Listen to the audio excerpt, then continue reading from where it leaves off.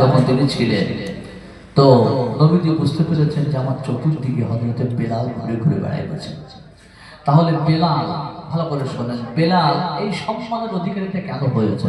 তার একটা কারণ হচ্ছে, নবীজি জিজ্ঞাসা করেছিলেন বেলালকে যে বেলাল, তুমি এমন কি আমল করো? মায়েরা মায়েরা অনেকে শুনছেন, ভালো করে শোনেন, ভাইয়েরা শুনছেন, জওয়ানেরা শুনছেন।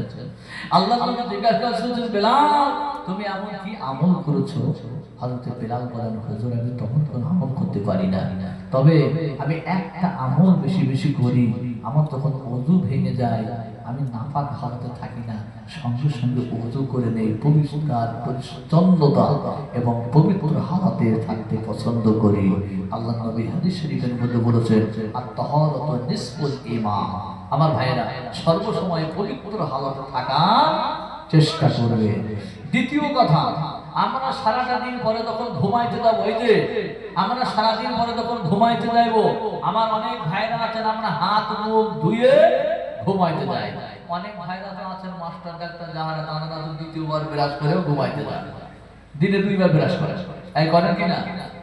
এখন আপনারা হাত ধুইলেন, পা ধুইলেন, মুখ ধুইলেন, ঘুমাইতে গেলে একটা সওয়াব পায়, কিন্তু আপনি সেই মুখই ধোন, হাত ধোবেন, পা ধোবেন, সেটা ওযু করে নেন, ওযু নিয়ত করে নেন, ওযু নিয়ত করে নিয়ে আপনি ঘুমাইতে যাইবেন, সারা রাত ঘুমাইবেন, সওয়াব পাবেন। সুবহানাল্লাহ।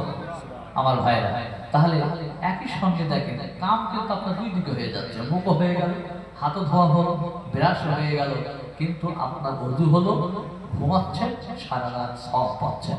আমার ভাইরা, সেদিকে লক্ষ্য করবেন। তাইলে আমরা বেশি বেশি পরিষ্কার পবিত্র হালাতে থাকবো। দ্বিতীয়ত, আমরা সব সময় চেষ্টা করব ওযু নিয়ত করে ঘুমানোর জন্য।